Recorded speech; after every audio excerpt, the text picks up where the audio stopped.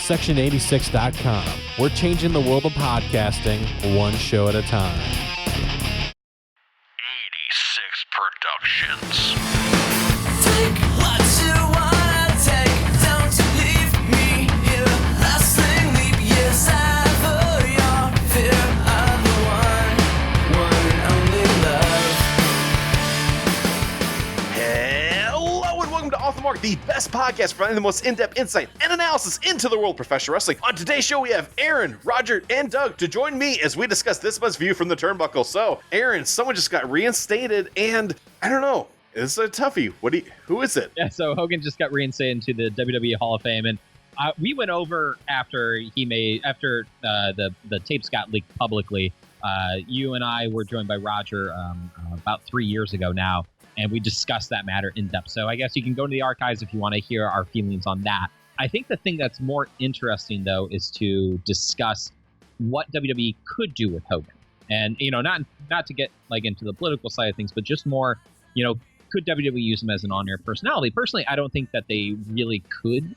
I think this is more to get him back into good graces with the fans. In other words, I think that they could not necessarily capitalize off his image, but be able to show him, because he is such a big part of WWE's history. I mean, when you think about the three biggest in WWE's history, you're talking Bruno, Hogan, and probably Stone Cold. When you're talking the biggest ones, right?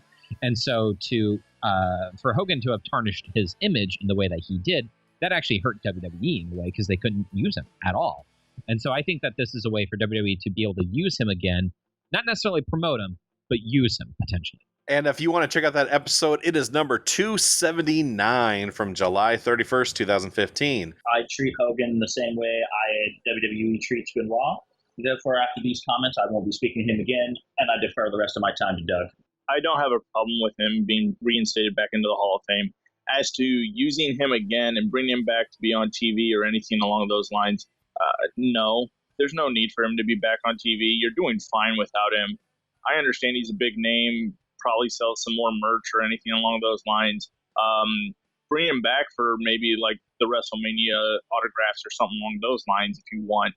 But don't bring him back on TV. There's no more need for him to be on TV. And he's just going to take more time away that you're already wasting on matches that probably don't even count, and letting talent that needs that time to develop. So, okay, so his name's back in the Hall of Fame, big deal. Don't bring him back onto TV. And I actually agree with that. I would rather put more TV time towards someone who I like watching, like Ty Dillinger, than to have him, because he's old, he's there. But I mean, if they're going to do something with the legends, like with Flair and him, like, it's nice to see those guys. But realistically, let's get the guys who are currently in the WWE over first before Hogan decides to bury them. So let's talk about Extreme Rules. So AJ beats Rusev in I think a great match. Doug, what did you think about the match? You think it was like really good? The match itself was really good.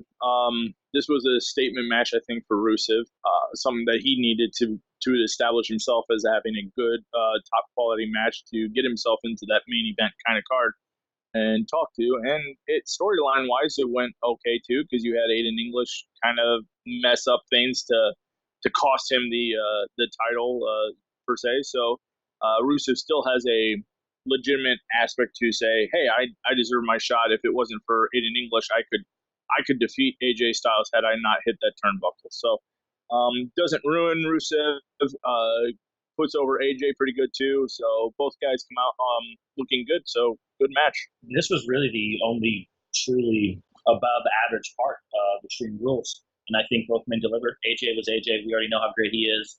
Rusev stepped up in the moment. I thought the match was very well done. Honestly, I agree with everything Doug said. Nothing more needs to be said. Great match. Do you think, Roger, that he can just work with anyone? Because I can't think of someone he actually had a bad match with.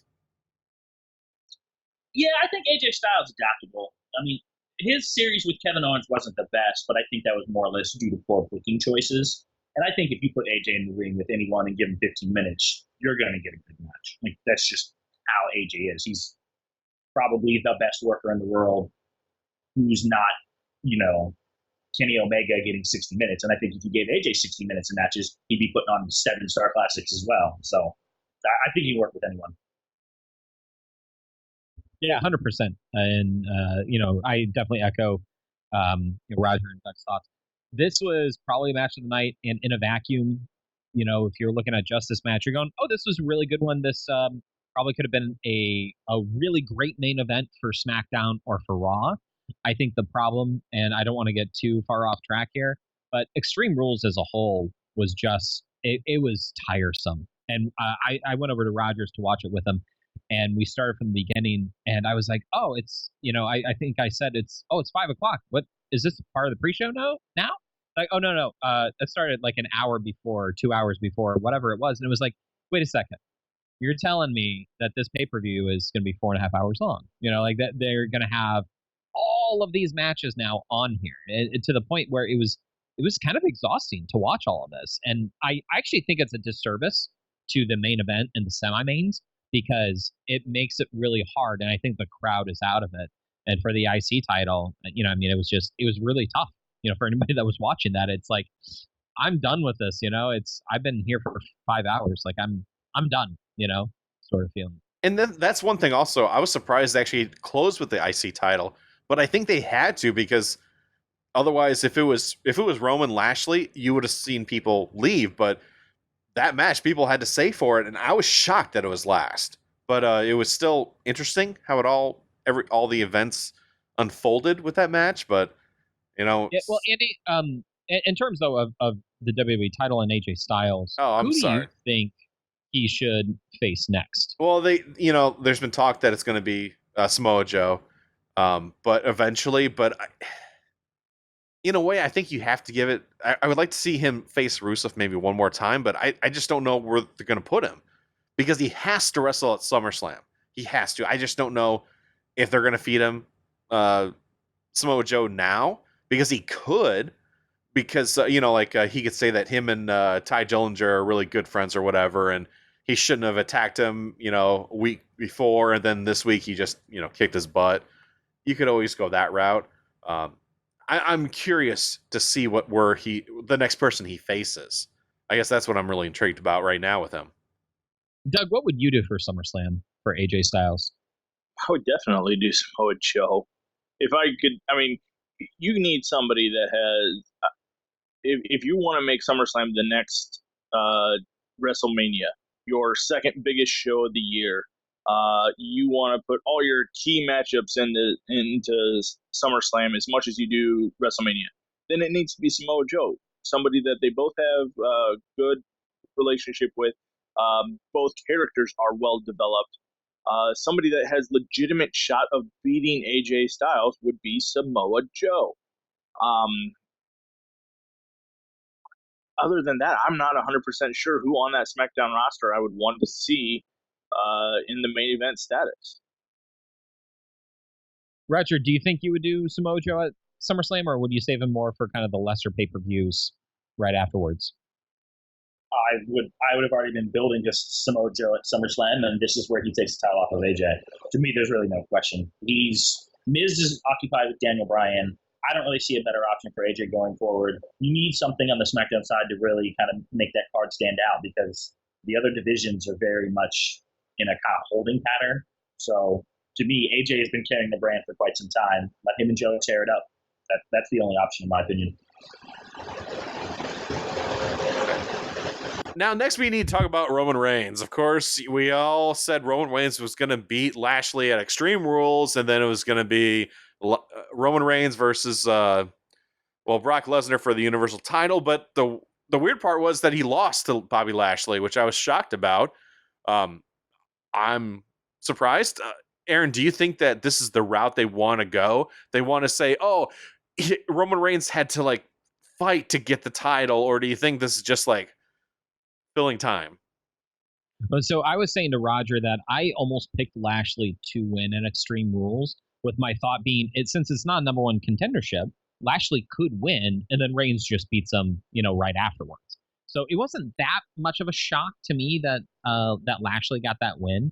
But Roman Reigns and Lashley are going to be facing each other for the number one contendership now, and all signs are pointing to Roman to take the title off Lesnar. And they've been doing a very interesting job as of late with burying Brock Lesnar. And like I'm really curious kind of what they're doing here, because they're trying to make it look like Brock Lesnar is this person who doesn't want to be with the WWE, doesn't want the fans, yet they're paying him all of this money, and they're making it like you need to see Brock Lesnar. But they're not making him a heel that oh man, he's such a bad guy. Instead, they're making him a heel almost like they're giving him X-Pac heat. Like they're making him kind of Roman Reigns type of heel, like they're not making him a heel you want to see get beat up. I don't quite understand it. So when it's Brock Lesnar versus Roman Reigns at SummerSlam, Roman Reigns has to take the title off him at some point in time.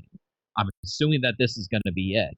And then Lesnar goes away and Reigns, is the champion for, however long. I'm assuming that this is kind of what they're pointing to. But honestly, the booking, if you look at what they've done from WrestleMania until now and you like analyze the Universal title picture, it is mind-bogglingly stupid. Like I have no idea what is going on. And I can't wait to hear your guys' rants, because I'm sure you're probably feeling the exact same way as I am. We spent more time than I can count talking about Roman Reigns and all the different things that they've done and why they've chosen to sacrifice, whether it was Brock or Rollins or Ambrose or whoever they needed to try to get him over. At this point, there is only really one thing for me to say about Roman, and it is I'm done. I'm done with Roman the same way I was done with Jinder's title reign, and the same way with earlier in the night I said, he who shall never be spoken again. Therefore, when it comes to Roman, I defer the rest of my time to Doug. All right, so let me say this starting off, although not even close to the match of the night. This was my result of the night. This was I can't believe they're doing this. I cannot believe they are letting Lashley win. This is amazing. And I knew it right away after they started the match. Once they started and doing the things that they were doing in the match, it's like, this is Lashley's win. He's going to win. I started enjoying that match a lot more because it was all offense by Roman Reigns to begin with. Oh, he took that elbow. He's knocked out. He's done. He could be done. And it's like, Lashley's going to come back and win. I cannot believe this is the exact opposite of what I thought was going to happen. I thought Lashley was going to be the one that was being on the offense the whole time. And now I'm starting to think that Vince is enjoying trolling the fans even more. Where I absolutely love the fact that Lashley won. I actually was high on Extreme Rules just because Lashley won. I go back to my other statements. I will pay to watch Roman Reigns lose. So I had no problem with this match because Lashley won. The parts that I'm hating, though, is how are you not calling Roman a heel? He should have been disqualified right away because he did not break the 5 count of the ref when Lashley was in the ropes. He's doing heelish things. You cannot advertise him as a face if he's doing heelish things in the ring and continuing to do heelish things outside the ring. Everything he was doing to Jinder was technically heelish, but you're still celebrating it. Why? Because it's Jinder? Okay, maybe. But what I don't like that we went to let's not have a multi-person match at Extreme Rules to determine the number one contender to what did they do on Raw? Multi-man matches to determine the number one contender for this. So I actually will be excited when it comes to SummerSlam and Roman Reigns doesn't win because Vince wants Brock Lesnar to take the title into the octagon and hold it up that he is the WWE champion on a UFC pay-per-view. I could totally see him doing it just for that gamble that Brock wins and gets to declare himself both the WWE champion and the UFC champion.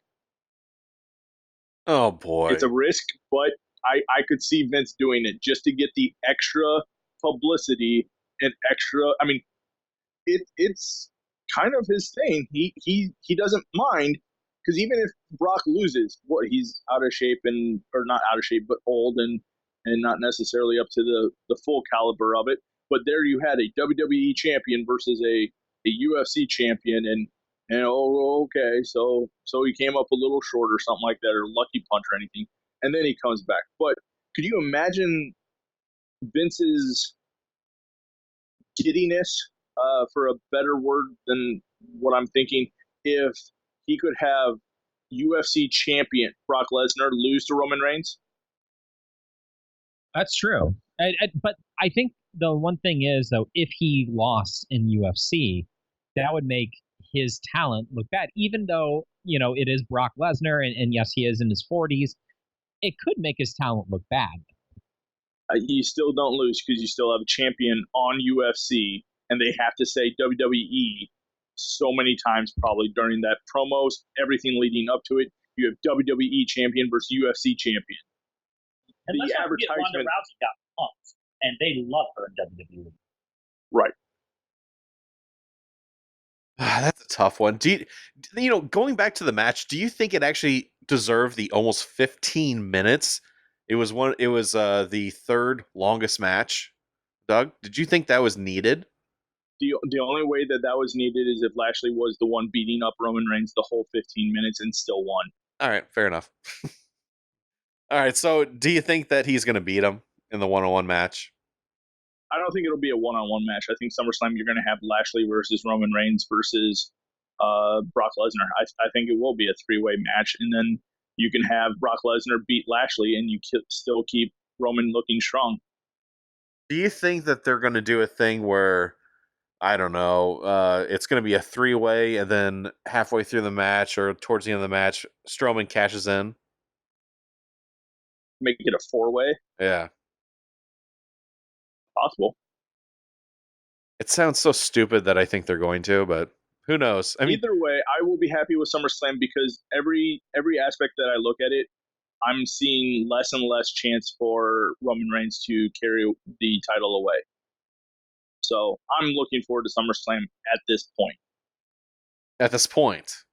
At this point, I'm still reserving my judgment till we actually get to SummerSlam. But I'm excited for it due to the fact that everything I can think of, and maybe that is just the aspect of right now.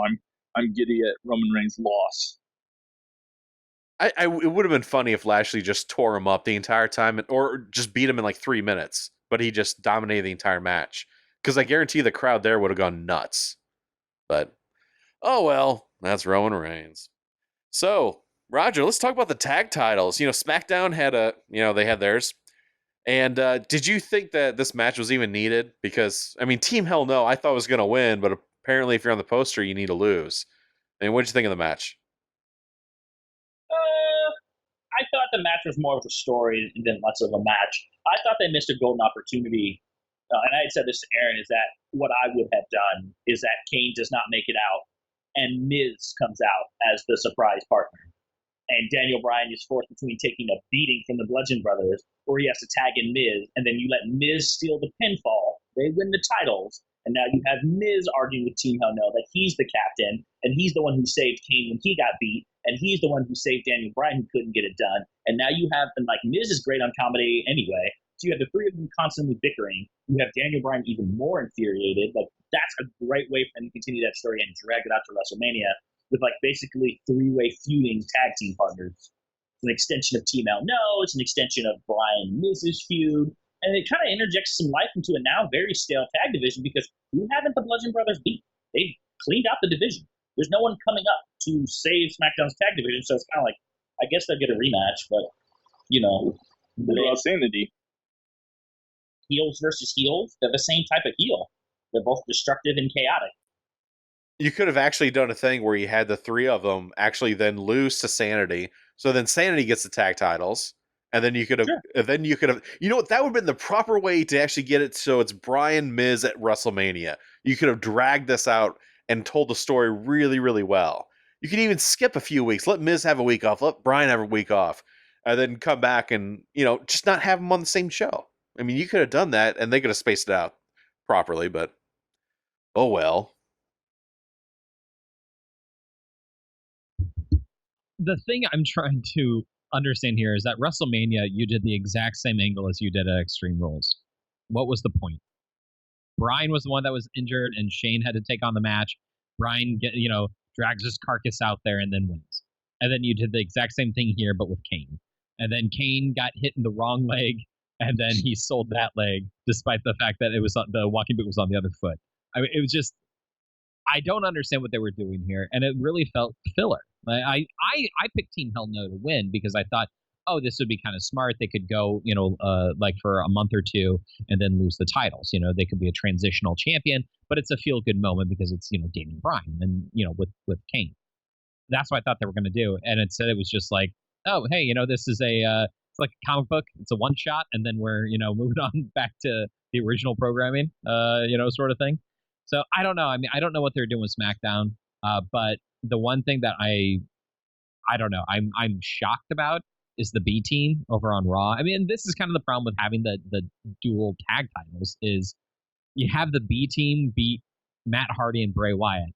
And I mean, no offense to Bo Dallas, who I think is talented, doesn't have a good look, but is talented, and Curtis Axel, who I don't think belongs in WWE. They don't deserve to be near the tag titles. They don't deserve to even sniff them, to be quite honest. And in this match, I was saying to Roger, of all the matches that were on that card, if you asked me what is the 100% definitely going to win match, and I would have picked this one. I would have said, like, I would have put $100 down. Matt Hardy is going to win. There's no doubt about it. He lost 2 weeks in a row. He's going to have to win this. And they gave the titles. It feels completely unnecessary. And unless they're going to do something really cool with Matt Hardy and Bray Wyatt, and even then, I don't think that it's necessary because the fact of the matter is you didn't have a team that was worthwhile of beating them. You didn't. Instead, you had this performing team that has been historically bad, and they should be bad, and you should actually book them as such. And instead, you have them as tag team champions. What's next? The Ascension? Should they get it? Should the Fashion Police get it? I mean, what are they going to do? This is the lowest of the low. This is like a second or third tier tag title right now because you had the B team. That's my opinion. So NXT's on top, then you got SmackDown, and then you got Raw. Is what you're saying. Yeah.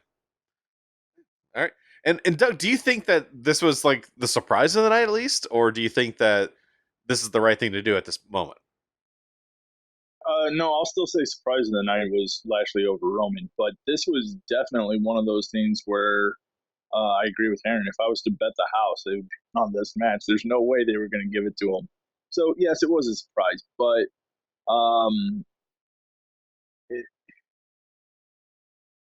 let's see what they do. Let's see where they go with it and everything like this. I think this absolutely shows that Vince McMahon does not care about tag team titles whatsoever. Absolutely just doesn't. Your 2 champions are the Bludgeon Brothers, who I like Luke Harper, but it's not great. It's not a great tag team. Dominant, they've booked them dominant, great try, but at the same time, I don't care about either of those characters. And now you've got the B team, which I care about the characters, but I don't want them as my champions. So it's a weak tag team all around division, and we'll see where they go. I already know what's going to happen. AOP is going to come out and beat the crap out of them, and keep beating the crap out of them, and they're going to beat them in like 5 seconds at SummerSlam. It's going to be that quick of a match, I believe. But you mean like Jeff Hardy? Yeah, like, well, I'm glad we're not talking about that. I'm so ticked about that match. Can someone explain how the B team, who's at best moderately funny, gets a tag team title reign, but the Fashion Police, who produce some of the best skits for months, got literally 1 title shot? Like, Vince doesn't understand that. I mean, I guess. To echo Aaron's point, Bo Dallas has a terrible look, but he's got some talent. And if Curtis Axel was not Kurt Hennig's son, he would not have a job. He's a charisma vacuum who's mediocre in the ring. He's not even particularly great on the mic, like he's good at being a doofus at best. They should be a jobber team. They should be where the Ascension are. They have no business beating 2 good characters, Matt and Bray. There are so many teams that are better than them. It just proves to what Doug said that Vince really does not value tag team wrestling. And as far as SmackDown goes, yeah, I like Luke Harper. I don't give a crap about Eric Rowan. And I'd kind of rather this be the Revival being that dominant tag team on SmackDown, putting on fantastic matches. Let it be the Authors of Pain, who at least have a good look and they're huge. But I don't care about the Bludgeon Brothers. Like, Luke Harper deserves, in my opinion, to finally get the singles push like he was getting last year. I don't know why he randomly got dropped from that. And I don't know. I have no idea. They keep breaking up tag teams and destroying the tag team division for no apparent reason. Until Vince is gone, I just don't think the tag division is ever going to be any good. So I just kind of shrug and go, oh, look, something else stupid. I was gonna say, and I think one of the problems with that too is that if you combine Raw and SmackDown, the tag divisions and like real tag teams, like there are some really good ones there. You know, you look at Usos and New Day and the Revival, and honestly, even like I the lesser ones, you look at Ascension and the Fashion Police, like those are good comedy tag teams. And then if you have the Bludgeon Brothers in there with everything else, they would be kind of a middle tier where they could have the title, but then, they're not going to be a dominant team like they've been booked thus far. And so, like, you have some tag teams in there. But the problem is right now, those are over 2 different brands. So you really don't have a bunch of tag teams right now. Instead, it's like 3 and that's it. And they're just rotating. So it's, and I mean, we could go off on a tangent about the brand split, but I think that one of the issues is there's not enough. There's very few to go around. Well, let's move on to the SmackDown Women's titles. Carmella beats Asuka twice, and she did it in she just beat her. It just happened. Aaron, what'd you think about the match? I feel like I've been such a Debbie Downer. So as opposed to sit there and rag on WWE, I'm going to defer my time to Roger. At WrestleMania, I predicted Carmella to cash in on Jax and Bliss. I predicted her to cash in at some point, somewhere. God, I wish she'd went to Raw, because they could have just done what they did with Alexa, who's boring me to death with her title reign yet again, and let Carmella be on Raw, on the show I don't care about, and meanwhile the uber-talented SmackDown division would not be being sacrificed to a very mediocre Carmella. Like, Carmella is not good in the ring. She's not Alexa good on the mic, and she's not Charlotte, Becky, or Asuka good in the ring. Why on earth is she beating Charlotte and Asuka twice now? I get that Vince loves his blondes, and I get that they love their characters, but come on. You could do so much better than this. I'd rather watch a dominant heel Asuka. I'd rather watch Charlotte go back to the Queen character. Pretty much anything else. But Carmella is as boring to me on the SmackDown division as Alexa is on the Raw division. They're just killing the division because they don't put on good matches. Their feuds aren't that great because their characters are just mean girls. There's nothing special about them per se. I just don't care. Like, this match sucked. I want to say it was like 5 minutes. And Ellsworth is the only entertaining thing about Carmella. Like, that's it. He's funny. And he does really stupid stuff and he gets his butt kicked. But we saw this already. There's nothing, there's no layers, there's no depth to Carmella. I'm just done. I hope Becky taps her out. I really, really hope Becky taps her out so we can move on. I think it's all about the look, though. I mean, if you look at some of the other champions, they're going for the blonde bimbos. I mean, if you want to say it that way. And realistically, if Bliss was the champion, I would be okay on SmackDown. If they just reversed it, like you said, and I think we talked about this, like it'd be interesting to have her go to Raw, and unfortunately, they just didn't do it, which was stupid. But If they're going for hot blonde, I mean, I think Mandy Rose is already better in the ring than Carmella is. Ooh, I don't know. I don't know about that. Carmella is not good in the ring. Like, legitimately, look at her matches, and she has not had a good match despite being put with against very talented women. Like, I don't think I can name a good match of Carmella's on the main roster. I'm thinking. Ellsworth took more shots than Carmella did. Yep. Absolute truth. Yeah, that is true. All right. Yeah. Yeah, I mean, there's just that's my problem with that. And like, Mandy Rose has only been doing this for a couple of years, and to me, she has progressed further than Carmella has in 5, 6, or however. I don't know how long she's been around, but it seems like forever. She's not at this point. You know what she is, and it's an okay character who's bad in the ring. She screeches, and it's just I'm done. I just move on. Carmella's a good manager. She needs to stay in that role. She can be a good manager. She can help the team win. She can help the distraction aspect and everything like that. She is not a woman's champion. She can take a bump on the outside or anything along those lines, but she is not there to win championships. That's why she should be taking, she would use the the heel heat with Big Cass. Oh, I mean Enzo. Oh crap. Well, that's over with. Yeah. Yeah. Let's just get rid of her. And so Becky Lynch is up next. Do you think that she's actually like Becky could make her look good enough, or do you think it's just time to let's take the title off of her? This is a horrible idea to have Carmella as champion. Rip the Band-Aid, 5 minutes, literally just grabs her by her arm, puts her in an arm bar, tap out. Give her the Jeff Hardy treatment. The only thing, though, about that is, I have said, I feel, and I'm sure everyone else does too, that Ronda Rousey is going to beat Alexa Bliss in like a minute. Like, I think that it's going to be, she's going to put her down, put her in the armbar, and done. The downside with Becky Lynch is that she also has an armbar, I mean, similar enough, and so that's kind of the problem that you may have, because WWE wants to make the armbar special, right? That's what WWE does. And so I don't know if they would necessarily do that. I mean, she could have an impact move potential to win, or they might do a finish where Ellsworth interferes, and so Becky wins by DQ, which is probably now likely going to happen. This Thanks is what for I speaking want to that see. evil into the world. Yeah, Sorry. but this is what I want to see happen at SummerSlam. Becky goes on before Ronda Rousey, so the SmackDown title before the Raw title. Becky goes out there and beats Carmella in like a minute.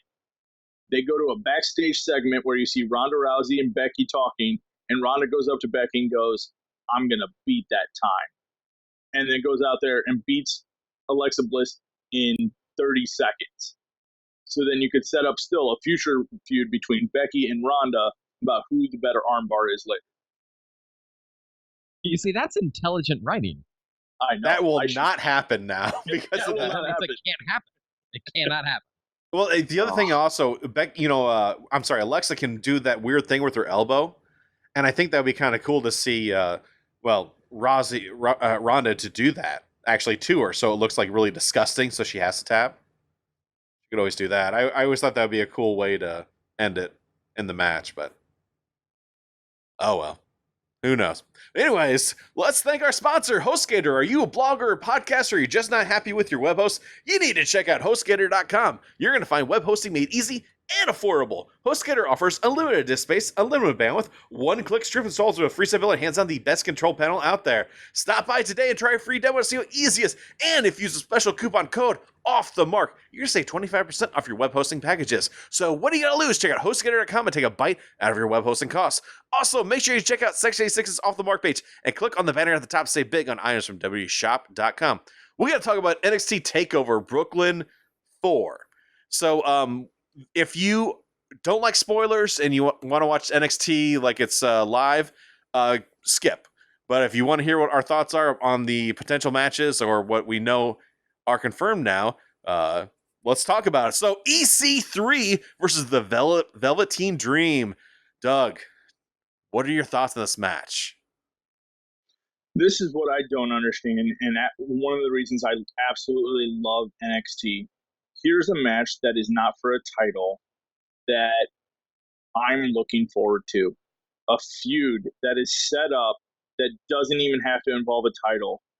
I love this about NXT, that they can put on this kind of match, and I'm over thrilled about it. We saw Velveteen Dream versus Aleister Black, no title, excellent match. Ricochet versus Velveteen Dream, no title, excellent match. So EC3 versus Velveteen Dream, I have nothing but high hopes for this match, and it's going to be amazing.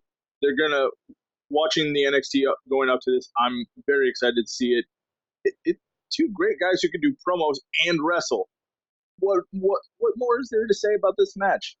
Enjoy this in NXT because on the positive side, this is going to be fantastic. Like Doug said, this is going to be. These are two heels, mind you.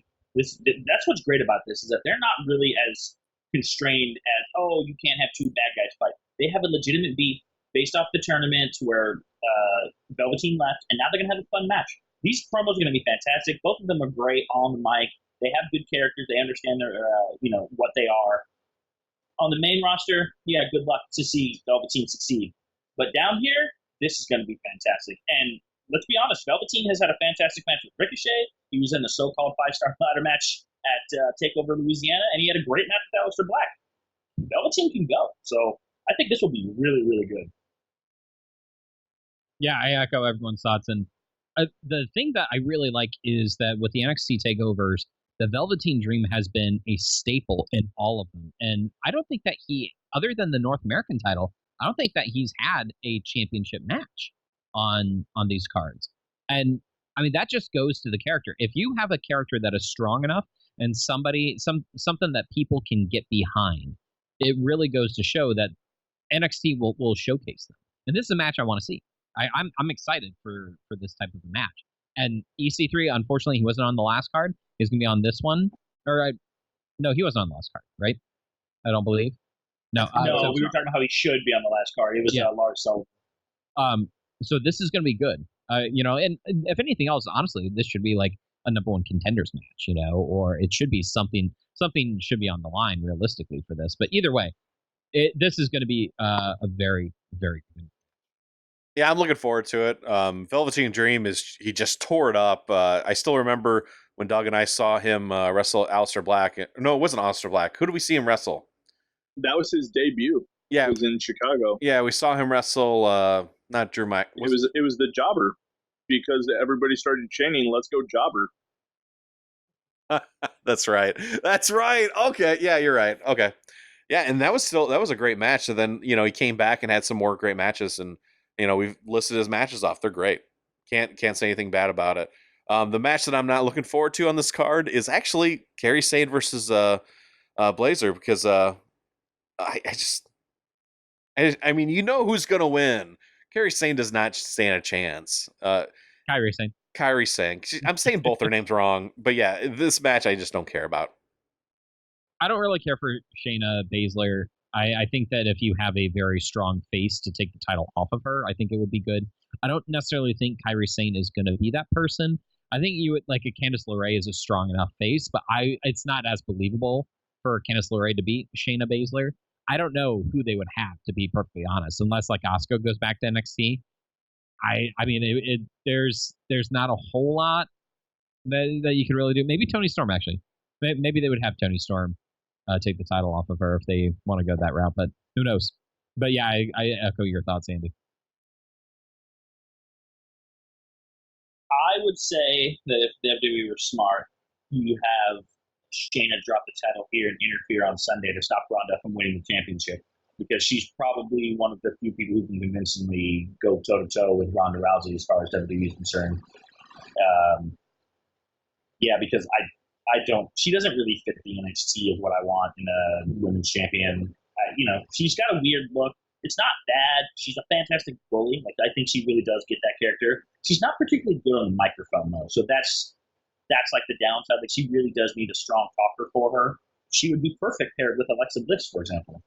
But yeah, this is the only match in the card that is kind of like, Kyrie beat her in the finals of the Mae Young Classic. I'm sure they'll talk about that, and maybe Kyrie will win again.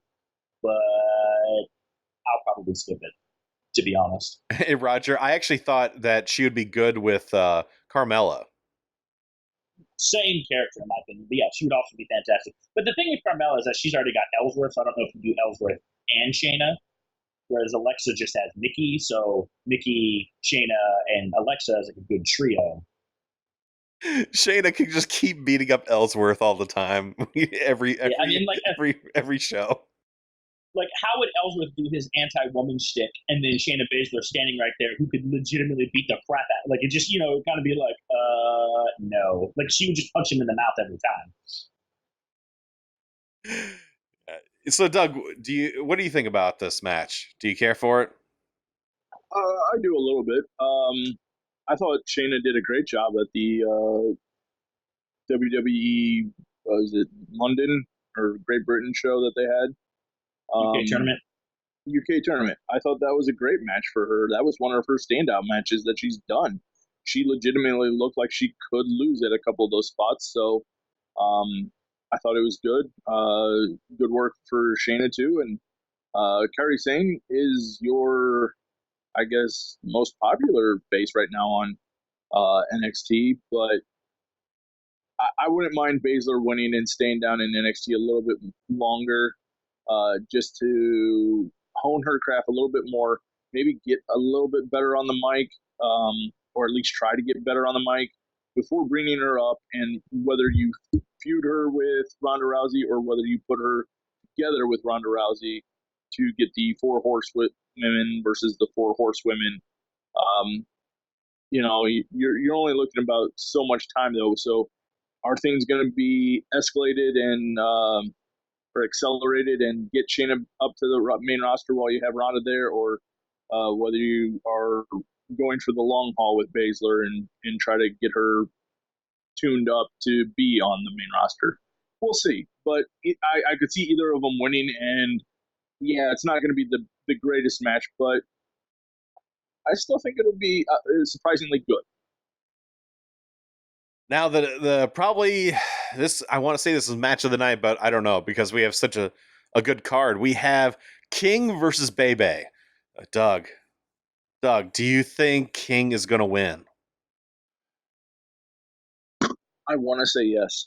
My absolute fanboy love of Ricochet.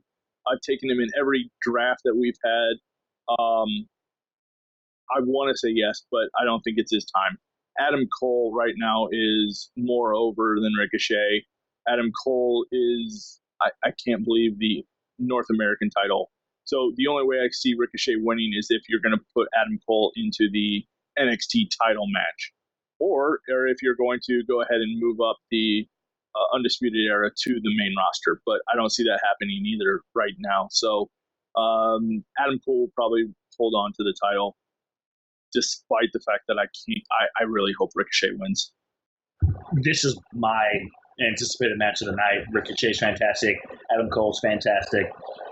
Adam Cole is the most over guy who's not Johnny Gargano on NXT, in my opinion.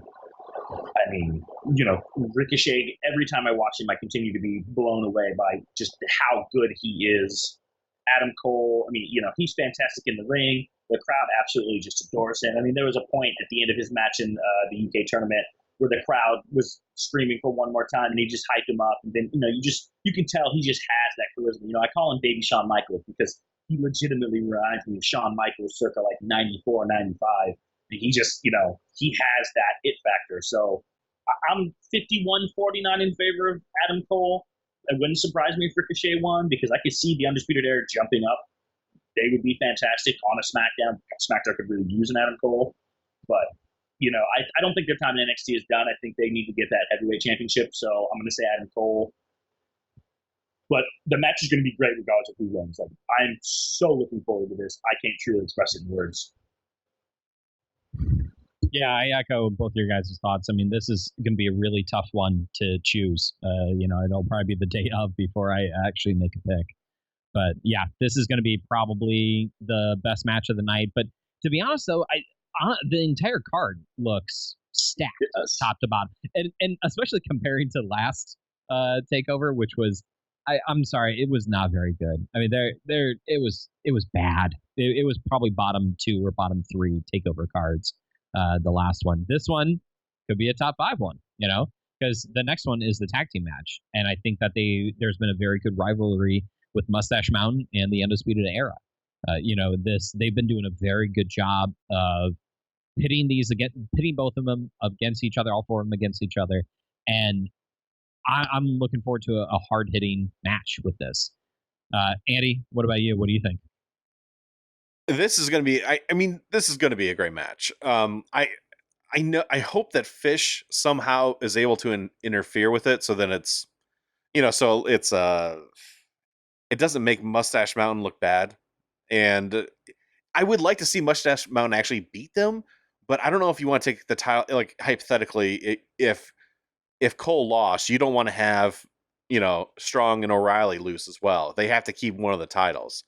And I think this is one where you're going to have to give it to Undisputed Era in this case. But Mustache Mountain, I'm very happy. They did get the tag titles at the UK tournament. Then they gave them right back afterwards. But Bate and Seven are great. And I think that they need to, I don't know if they need to like push them more or if maybe this is going to be the precursor to them going to doing the UK NXT and being the head people there. That's the only thing I can think of. Yeah, no, this match would be great. But I guess the only disappointment is I wish Pete Dunne were around more, because I absolutely love the trio of them with British Strong Style. But I think this will probably be the springboard for them going to the UK brand and really kind of being anchored that tag team division. And there's nothing wrong with that. I guess the one thing, though, as far as disappointment goes, is that this match was perfect in the UK tournament because it had the added atmosphere of that awesome crowd.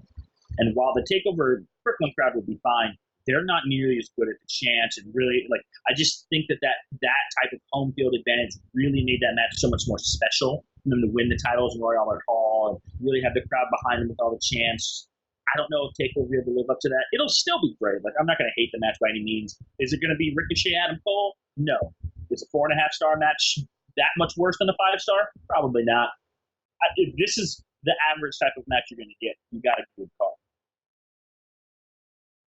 Yeah, this is a great match too. I can see everybody's point to Undisputed Era getting the titles back, and then Trent Seven and Tyler Bate going to the NXT Europe or UK and putting on their shows there. So I would say it's a little depressing because I like Tyler Bate. Not a huge Trent Seven fan. I would rather see Tyler Bate and Pete Dunne team than Trent Seven. But at the same time, it'll be a good match. It's unfortunate that it's on this card because this card is so stacked. Or else I think this could easily be a match of the night kind of contender.